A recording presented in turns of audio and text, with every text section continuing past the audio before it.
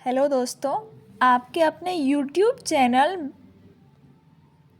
बिहार ज्ञानशाला में आपका स्वागत है। आज हम कक्षा 10वीं के हिंदी चैप्टर नंबर 3 भारत से हम क्या सीखे जो मैक्स मूलर की रचना है, इसके वस्तुनिष्ठ प्रश्नों को देखेंगे।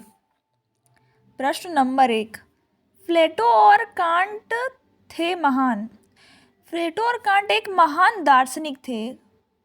क्या थे? महान दार्शनिक। Option number B. अगला प्रश्न, भारत से हम क्या सीखे क्या है? भारत से हम क्या सीखे एक भाषण है। अगला प्रश्न, मैक्स मूलर को वेदांतियों का भी वेदांती किसने कहा? मैक्स मूलर को वेदांतियों का भी वेदांती स्वामी विवेकानंद ने कहा था। स्वामी विवेकानंद ने कहा था। Option number B. 3 का ऑप्शन नंबर बी। अगली प्रश्न की ओर। क्वेश्चन नंबर 4, मैक्स मूलर के अनुसार सच्चे भारत के दर्शन कहाँ होते हैं? तो मैक्स मूलर के अनुसार सच्चे भारत के दर्शन हमारे भारतीय ग्रामीण में होते हैं। भारत के जो गांव हैं वहाँ पे होते हैं, ग्रामीण भारत में। अगला क्वेश्चन नंबर 5, मेघदूतम का जर्मन में अनुवाद किसने किया? तो मेघदूतम का जर्मन में अनुवाद मैक्स मूलर ने ही किया था।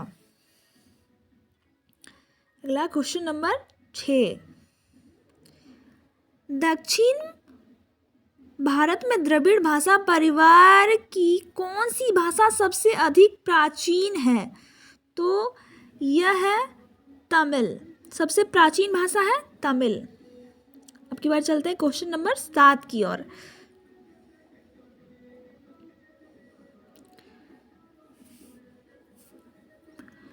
मैक्स मूलर ने डैश वर्ड्स की अवस्था में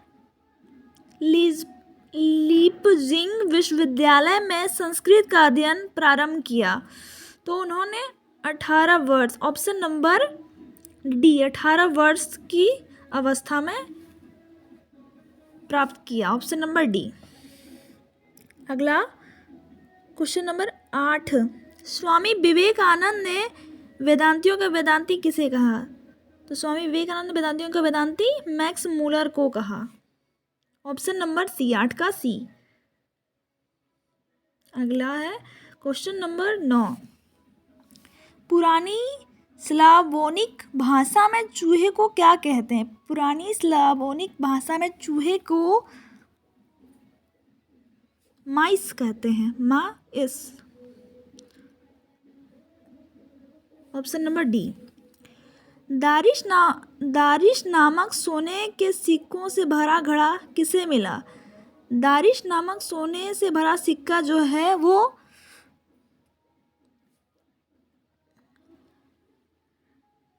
नीति कथा को मिला था। नीति कथा। ऑप्शन नंबर बी, 11 का बी। हार्कस को मिला था, सॉरी गलती हो गया, हार्कस को मिला था यह। ऑप्शन नंबर बी, हार्कस। अगली प्रश्न की ओर चलते हैं। क्वेश्चन नंबर 11, किसके अध्ययन क्षेत्र में भारत के कारण नवजीवन का संचार हो चुका है? तो यह है नीति कथा। मैक्स मूलर ने सर्वविध संपदा और प्राकृतिक सौंदर्य से परिपूर्ण किस देश को माना? तो उन्होंने हमारे देश भारत को इसे से परिपूर्ण माना है। भारत को क्वेश्चन नंबर 12 का आंसर सी, भारत। अगला क्वेश्चन नंबर 13, प्लेटो का संबंध किस देश से है? तो प्लेटो का संबंध यूनान से है। ऑप्शन नंबर डी, यूनान से। भारत की प्राचीनतम भाषा कौन सी है? तो भारत की प्राचीनतम भाषा जो है वह है Sanskrit. Option number C. Munda किस देश की जनजाति है? तो मुंडा जो है वह है भारत की जनजाति। अगला है संस्कृत का अग्नि शब्द लैटिन में किस रूप में मिलता है। संस्कृत का जो अग्नि शब्द है लैटिन के इंग्लिश में मिलता है, English. Option number C. Question number 17, Max Muller ने हितोपदेश का अनुवाद कौन सी भाषा में करवाया। तो मैक्स मुलर ने हितोपदेश का अनुवाद जर्मन भाषा में करवाया था, जर्मन भाषा में। Option number C, German. अगला प्राच्य का अर्थ है, प्राच्य का अर्थ होता है पूर्वी। अगला प्रश्न नंबर 19 की ओर चलेंगे। मैक्स मुलर कौन सी भाषा में बाल्यकाल में ही निपुण होकर कविता लिखने लगे थे। तो मैक्स मुलर बाल्यकाल में लैटिन भाषा से परिपूर्ण हो चुके थे। Option number B. Question number 20, कठ और कैन आदि उपनिषदों का अनुवाद मैक्स मुलर ने किस भाषा में किया। कठ और कैन आदि उपनिषदों का अनुवाद मैक्स मुलर ने किस भाषा में किया। तो इसका अनुवाद मैक्स मुलर ने जर्मन भाषा में किया। तो ऑप्शन नंबर डी। अगली प्रश्न की ओर चलते हैं। प्रश्न नंबर 21,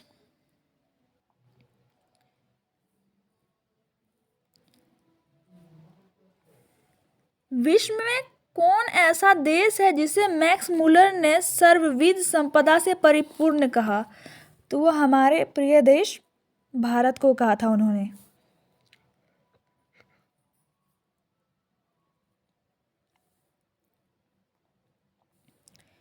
मानव मस्तिष्क की उत्कृष्टतम उपलब्धियों का सर्वप्रथम साक्षात्कार किस देश ने किया। तो यह है हमारे देश भारत ने किया था। इसका भी आंसर होगा भारत। क्वेश्चन नंबर 23,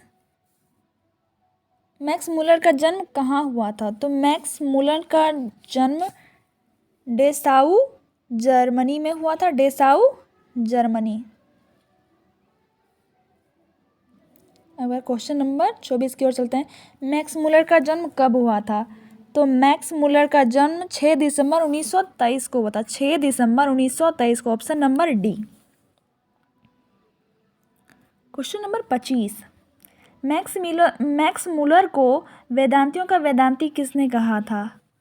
तो स्वामी विवेकानंद ने कहा था। अगला प्रश्न, कालिदास रचित मेघदूतम का पद्यानुवाद किसने किया। तो कालिदास का जो है वो मैक्स मुलर ने ही किया था। भारत में स्वामी विवेकानंद ने किया था। आंसर नंबर सी, 25 का सी, स्वामी विवेकानंद।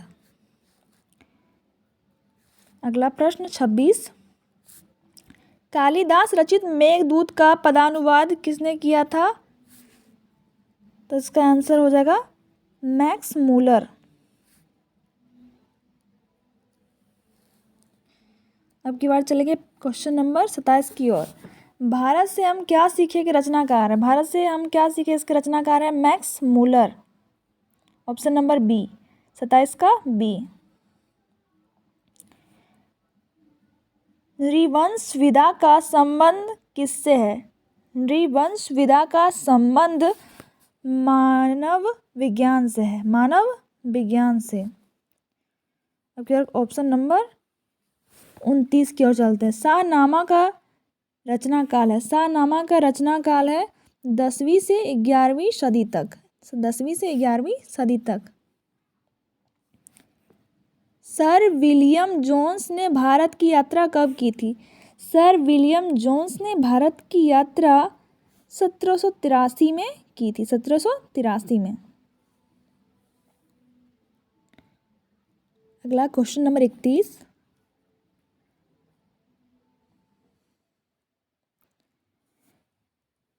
किसे वाराणसी के पास सोने के सिक्कों का भरा एक घड़ा मिला? तो वाराणसी में सोने से भरा हुआ जो घड़ा मिला था वॉरेन हेस्टिंग्स को मिला था, वॉरेन हेस्टिंग्स को। Option number A, Warren Hastings. अगला प्रश्न नंबर 32। मैक्स मूलर ने विश्व का सबसे प्राचीन भाषा कौन से भाषा को कहा? तो विश्व का सबसे जो प्राचीनतम भाषा है वह हमारे देश का भी प्राचीनतम भाषा जिसे हम संस्कृत कहते हैं, Sanskrit. Option number C. Question number 33। Bharat को कैसे स्वर्णदर्शियों की आवश्यकता है? भारत को सर विलियम जोन्स जैसे स्वर्णदर्शियों की आवश्यकता है। सर विलियम जोन्स जैसे दर्शियों की आवश्यकता है, सर विलियम जोन्स जैसे दर्शियों की। Question number 34। संस्कृत भाषा के साहित्य का विस्तार लगभग कितने लंबे काल तक है? तो संस्कृत भाषा का विस्तार जो है 3000 वर्ष तक का विस्तार है इसका। अगला चलते हैं 34 का सी, 3000 वर्ष तक। अगले प्रश्न की ओर चलते हैं। वॉरेन हेस्टिंग था, वॉरेन हेस्टिंग थे महान भारत का गवर्नर जनरल, वो थे भारत का गवर्नर जनरल। अगला क्वेश्चन नंबर 36। मैक्स मूलर ने मानव शब्द का मूल स्रोत किसे माना? तो मैक्स मूलर ने मानव सभ्यता का मूल स्रोत वैदिक तत्व ज्ञान को माना है, वैदिक तत्व ज्ञान को। अगला प्रश्न 37। मैक्स मूलर के पिता का क्या नाम था? तो मैक्स मूलर के पिता का नाम था हिलेम मूलर, हिलेम मूलर, हिलेम मूलर। अगला क्वेश्चन नंबर 38। हकर्स थे, तो हकर्स जो थे वे थे वनस्पति वैज्ञानिक। क्या थे? वनस्पति वैज्ञानिक। ऑप्शन नंबर ए, वनस्पति वैज्ञानिक। 38 का ए, वनस्पति वैज्ञानिक। अगला प्रश्न है 39। मैक्स मूलर की मृत्यु कब हुई थी? तो मैक्स मूलर की मृत्यु हुई थी 28 अक्टूबर 1900 को, 28 अक्टूबर 1900 को। अगला अंतिम प्रश्न, दारिश क्या है? तो जो दारिश है वो क्या है? तो दारिश जो है वह सोने से भरा हुआ एक